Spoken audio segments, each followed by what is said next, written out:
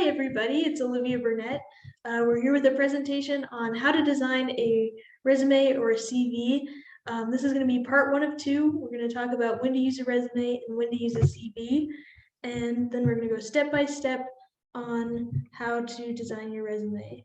Part 2, we'll go step by step on designing a CV. So your resume is a one-page summary of your work experience, education, and skills, and this is what you'll need to send in for most jobs that you apply to. If your employer likes your resume, then you'll get to expand a little bit more in a cover letter, a job interview, and that would be another lecture. So you only have about a minute per resume. Your potential employers look through these pretty quickly, so you want to make it really count. Your CV, on the other hand, that's your curriculum vitae, your course of life. So this is a more detailed description that includes professional work, research that you've done. This is a bit more academic. If you've done publications or you have a PhD or something like that, then you'll want to put that in your CV. So this is more for careers in research, in medicine, academia. So doctors and professors would use a CV. I would recommend using a template to write your resume or your CV. So Google Docs and Word have templates you can use. These are some websites that have free templates, so this will get it looking a little bit more consistent and professional. While we're talking about that, style is important when you're making your CV or resume, because like I said, you don't have very long to look at it.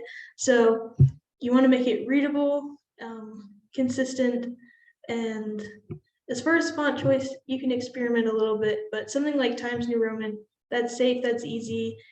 Messing around with different fonts and colors, that can get risky, but as long as it's readable, it's okay. Bright pink, rouge boogie, medieval font, that's terrible. Your resume is going to go right in the trash if it looks like, unprofessional like this. So we've got this nice Dutch Baroque painting. It's easy for your eye to follow. Everything's nice and matching. That's a good resume. While I appreciate Kandinsky, this is a bad resume. There's too many colors. It's too confusing. It's going to take too long to look through. So keep those in mind while you're designing it.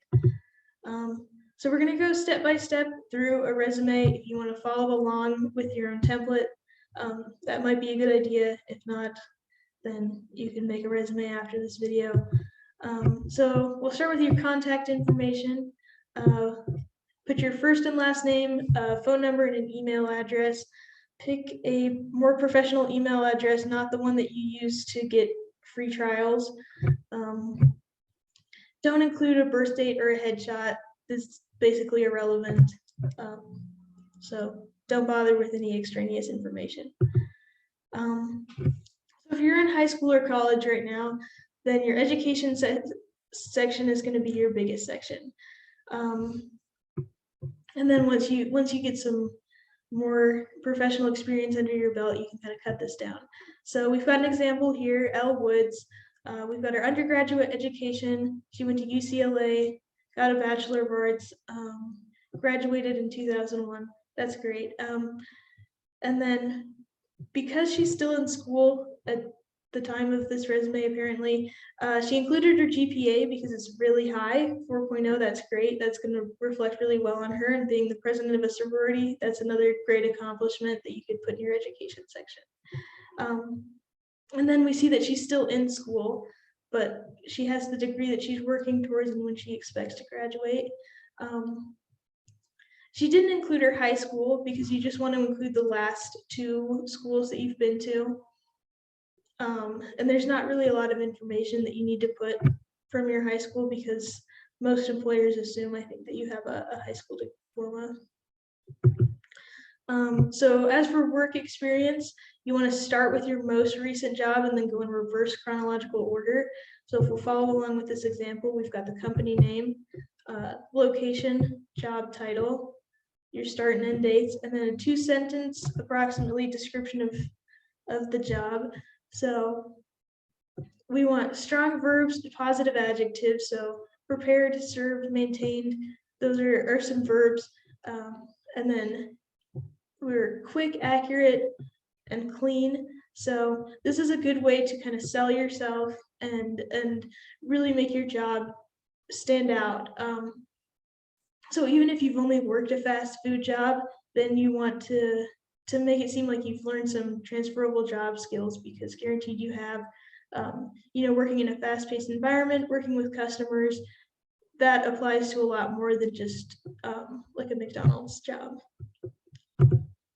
If you are straight out of high school, you haven't even done something like that, then you've at least got probably experience mowing lawns, babysitting, maybe you have volunteer experience, you were in Boy Scouts. Those are sorts of things that you can include, and we'll get into more detail with that. So one thing you could add is a career objective. So this is a good thing to add if you're looking for your first job. So again, we've got some positive adjectives, what you're looking to become, and things that you're hoping to accomplish. So this is kind of, here's my trajectory in life and what I'm working towards, if you don't have any experience yet.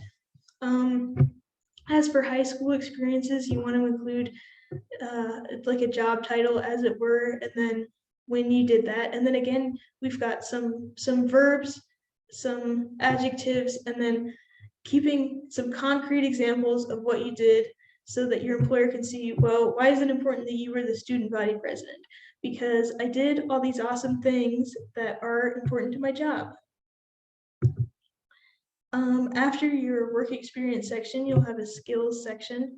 So there's two types of skills, hard skills and soft skills. So hard skills are a little bit more concrete and measurable. They're something that you can be taught in a classroom. So computer skills are in high demand. Languages, writing, anything else you have, especially include things that are relevant to the job you're applying to. But you also want to include some soft skills. So these are more interpersonal, kind of harder to pin down, but these are as important as your hard skills, according to most employers. So because you can't exactly prove that you have customer service experience the same way that you could, take a language fluency test, you want to include an example of something you've done. These are also great words to include in your work experience.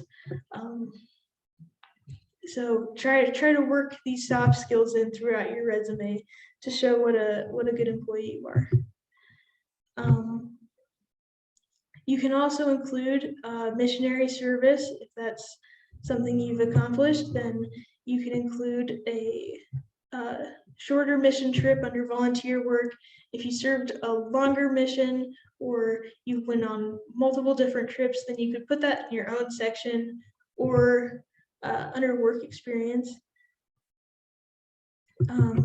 So for the job title, you would want to put full-time missionary representative. You have the organization that you worked with, where you were, and when this happened.